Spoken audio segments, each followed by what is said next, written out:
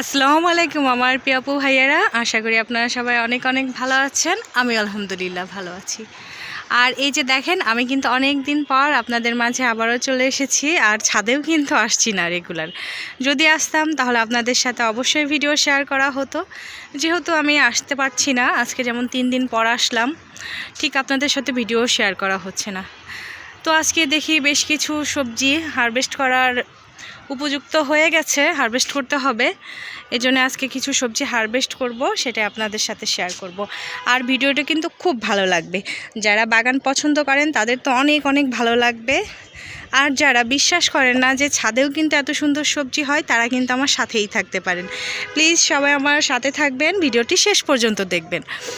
আর আজকে কিন্তু আমি বেশ কিছু সবজি হারভেস্ট করব। তার ভিতরে পালং শাক, এই যে হচ্ছে সজনে ডাঁটা। আমার গাছটা কিন্তু সবার অনেক পছন্দের। আসলে প্রচুর পরিমাণে সজনা ধরে, এত এখনও ধরে আছে। এত খেয়েছি, তারপরেও দেখেন এটি কিন্তু সবসময়ই ধরে থাকে, কখনো কম কখনো বেশি। তবে এখন যে পর্যায়ে আছে এটা কিন্তু সর্বোচ্চ। আর এই যে দেখেন, এই লাউটাও কিন্তু খাওয়ার উপযুক্ত হয়ে গেছে। এটা হচ্ছে কালকে কাটবো, তবে আজকে চলেন অন্য সবজি হারভেস্ট করি। এটা পরে আসি, আরও কিছু হারভেস্ট আছে, সেটার সাথে চলুন। এই যে দেখছেন ছিম কোথায় ধরে আছে, দেখেন একদম নিচে মাটিতে ঠেকে ঠেকে আছে। আসলে এটা কেরালা ছিম। আর আমরা অনেকেই জানি না ছিম কাটার সময় কিভাবে পোকা দেখতে হয়। তাদের উদ্দেশ্যে বলি, এই যে দেখছেন একটু আলোর দিকে ছিমটা আছে, বিধায় ভিতরের যেই যা কিছু আছে, মানে এক্সরে করার মতো অনেকটা সবই কিন্তু দেখা যায়। এখানে যদি পোকা থাকতো তাহলে কিন্তু দেখা যেত। তো এভাবে কিন্তু আপনারা ছিম কাটার মতো করে ছিম কাটার সময় এভাবে পরীক্ষা করে নিতে পারেন, তাহলে দেখবেন কিন্তু পোকা আর থাকবে না। আপনাদের আর একটু ভালো করে দেখাই। এই যে এভাবে করে যেদিকে আলো আছে, যেমন ধরেন বারান্দার দরজার দিকে, জানালার দিকে কিংবা লাইটের দিকে ধরলেই ভিতরে কি আছে না আছে সব কিন্তু পরিষ্কারভাবে দেখা যায়। তো আমরা তো স্বাভাবিকভাবেই বুঝি যে কোনটা বিচি আর কোনটা পোকা, গঠন অনুযায়ী ছিমের। তো আশা করি আপনারা সবাই বুঝতে পারবেন। আর এটা হচ্ছে আমার অনেক ভালো লাগার একটা ছিমের জাত, কেরালা ছিম। অনেক ভালো লাগে। যদিও এবার আমি ছিম চাষে ব্যর্থ, পরিশ্রম করছি কিন্তু সফলতা আসছে না। পাখিতে প্রচুর পরিমাণে বিরক্ত করে। ছিমের যে সিজনটা প্রায় অর্ধেকেরও বেশি চলে গেছে, তারপরেও কিন্তু পাখি এবার খেয়েই যাচ্ছে। প্রচুর পরিমাণে ফুল আসছে, ফুলগুলি টিকতে দেয় না, খেয়ে নেয়।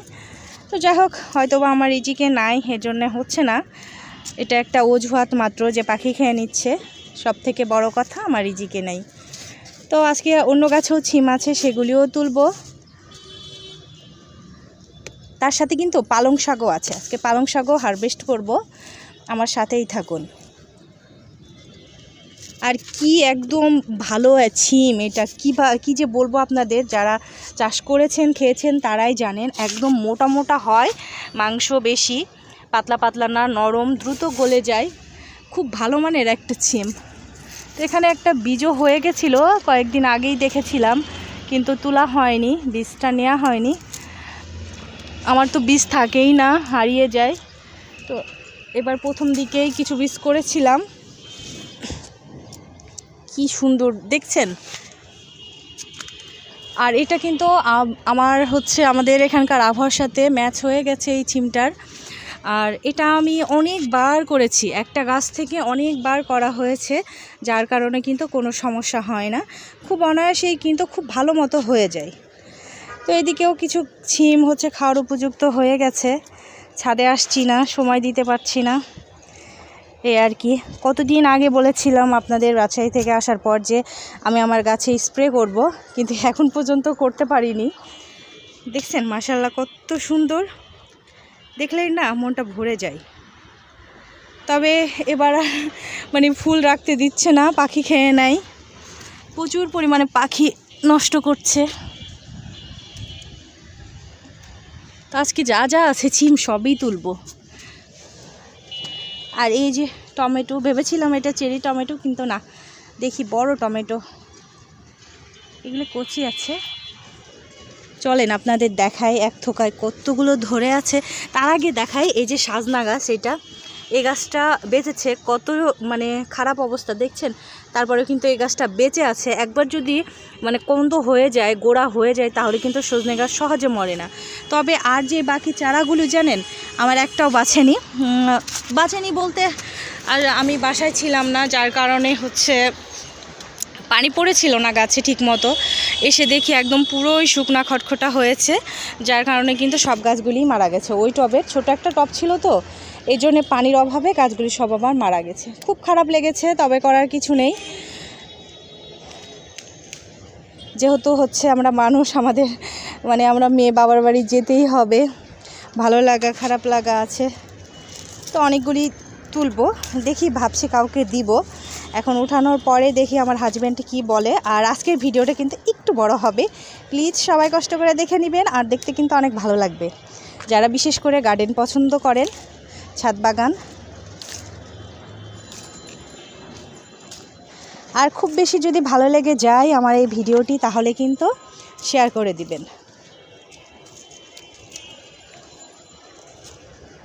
এই যে দেখেন দুইটা থোকার থেকে কি পরিমাণে ছিম উঠালাম। এই জাতটা কিন্তু আমার অনেক পছন্দের, আর আমি আমার ভালো লাগার জাতগুলিই কিন্তু রাখি, বাকিগুলি রাখি না। এই যে দেখছেন দুইটা থোকা, যদিও এবার থোকার সংখ্যা নাই, এরকম কত কত থোকা ধরে থাকে আমার গাছে।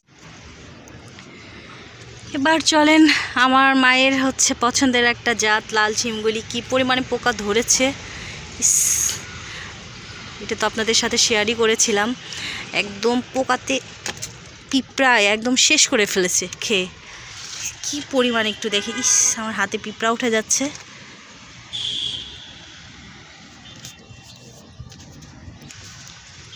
এই যে ছিম দেখাই যায় না, এই যে দেখছেন প্রচুর পরিমাণে। এই ছিমগুলো কিন্তু বড় হতে পারেনি, পোকায় হচ্ছে সব রস চুষে খেয়ে নিয়েছে, যার কারণে কিন্তু ছোট ছোট হয়েছে সাইজটা। আর এই ছিমগুলি আমি যেই ডোগাটা রেখে দিলাম, এই যে এই ডোগাটা রেখে দিলাম, এই ডোগার থেকে আবারও কিন্তু ফুল বের হবে, তারপরে কিন্তু আবারও হচ্ছে ছিম ধরবে, এভাবে করে 2-3বার ধরে। আজকে দেখি এই পোকালা ছিমগুলি সব উঠিয়ে ফেলবো।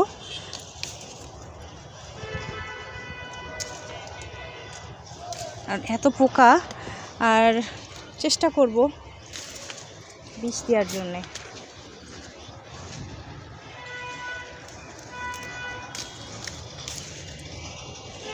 এই যে এগুলি পোকালা ছিম, আরও কিছু আছে, উঠে নিব এবার, অফ ক্যামেরায় উঠাবো, কারণ এত হচ্ছে সময় নিয়ে ছিম উঠালে অনেক বড় হয়ে যাবে ভিডিওটা, এই জন্যে আমি দেখে শুনে ছিম উঠিয়ে তারপরে আবারও ফেরত আসছি। আর এই যে দেখেন আমার কিন্তু এখন ছিম হারভেস্ট করা শেষ, আমি এখন আমার এই যে বেকাতেরা প্লেটটায় উঠাবো।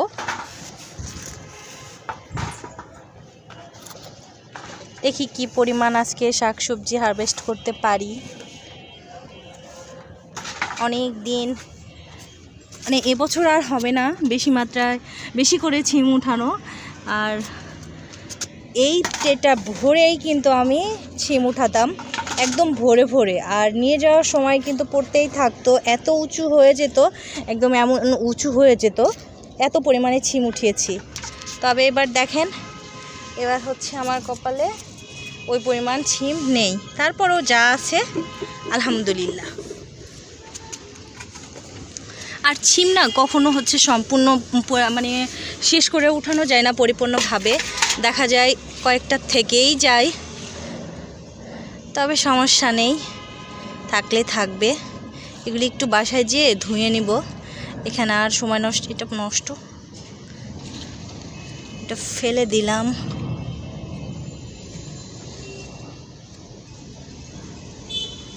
এটা ভালো কিন্তু পোকা।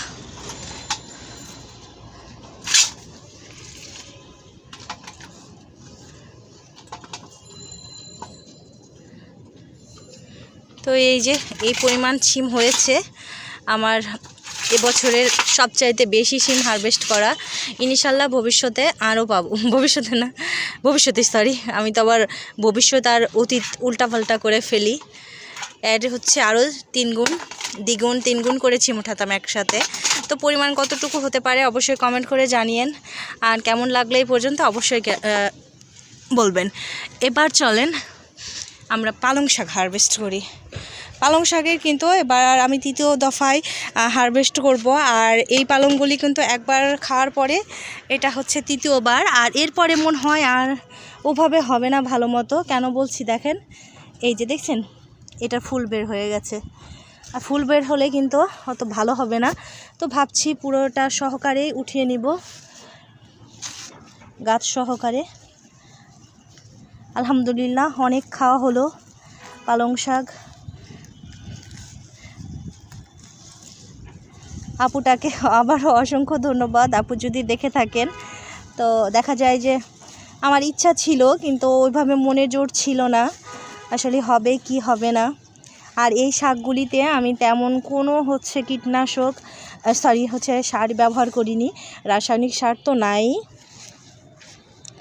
মাটি তৈরির সময় শুধু আমি এখানে দিয়েছিলাম যে কবুতরের মলটা, এটাই কিন্তু দিয়েছিলাম। আর আপনারা আমাকে বলেছেন, এক আপু হচ্ছে কমেন্ট করে বলেছিল যে এটা কিভাবে হচ্ছে মানে কবুতরের মলটা ব্যবহার করো, এটার একটা ভিডিও করো ডিটেলসে।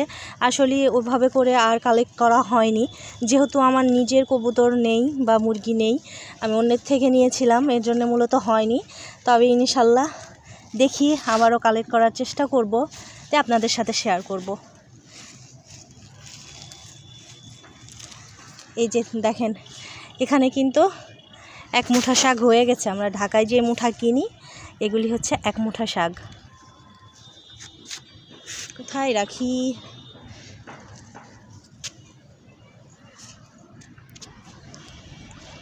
কি সুন্দর তাই না? আপনারাও কিন্তু এরকম করে বিনা খরচে ছাদে কিন্তু শাক চাষ করতে পারেন।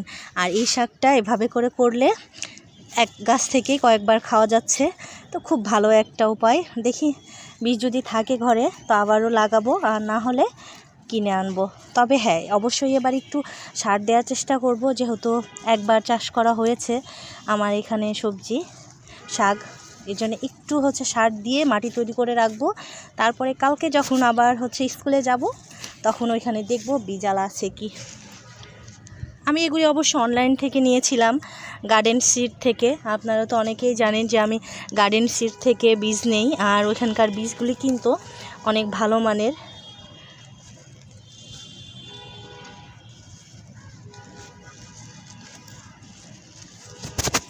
দামটাও মোটামুটি মানে খুব বেশিও না আবার কমও না।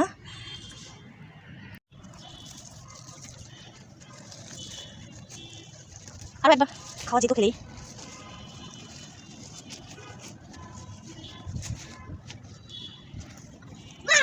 ভয় পেয়ে গেছি। খেতে হবে না বলি বলো না ভাই, এগুলো নিব দেখা দিত। হ্যাঁ জানি না বাবা, কিছু কিছু মানুষ আছে বুঝেছো যে ওরা দাম জিজ্ঞেস করতে চায়। দেখো তো দূর থেকে না না বাম গেট খুলেছি কেন কেন বা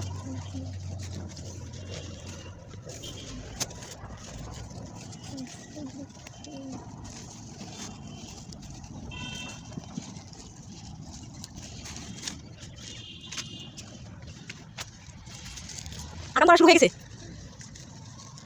মাটি খুলে দাও বাবা, এই যে শাকের দেখো কোনটা কোথায়। তুমি নিয়ে আসো তো কি হয়েছে?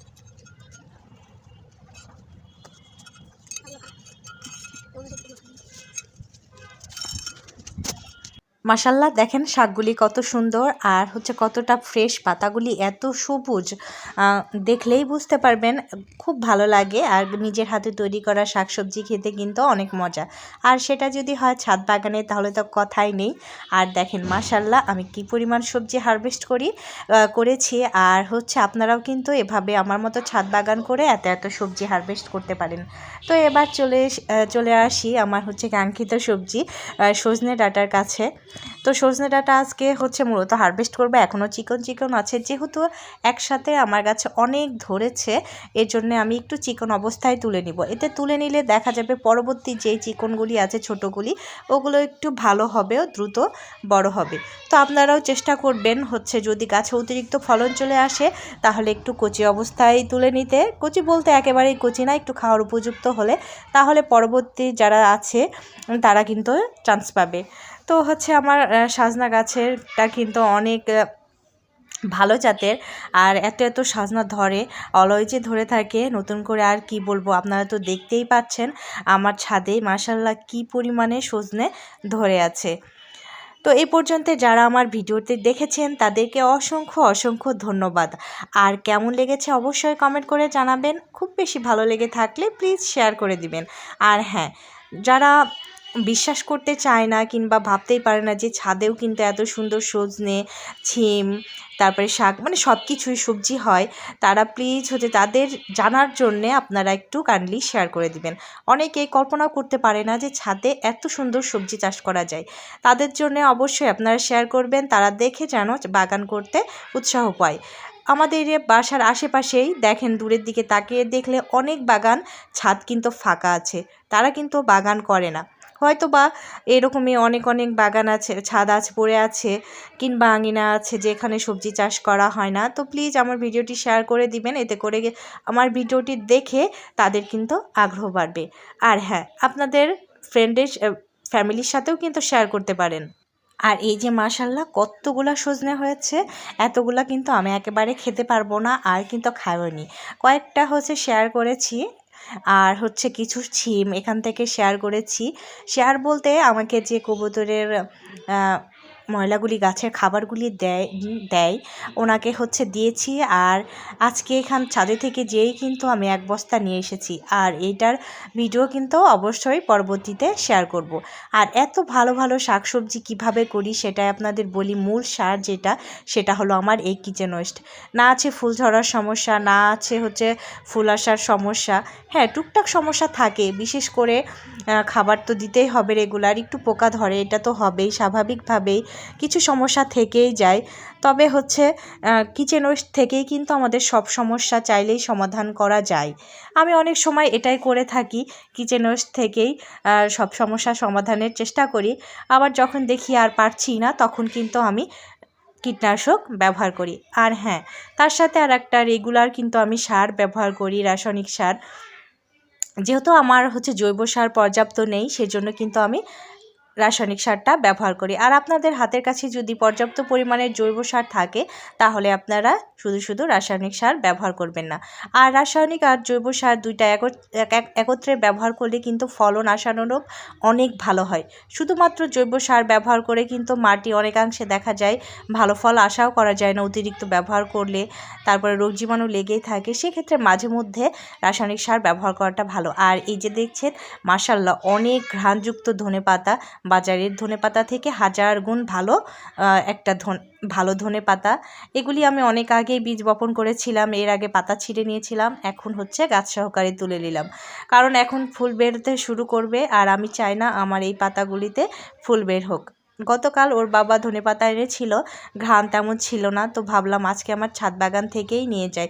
মাশাআল্লাহ আজকে অনেক কিছু হারভেস্ট করলাম। আজকের মতো এ পর্যন্তই, দেখা হবে অন্য কোনো ভিডিও নিয়ে।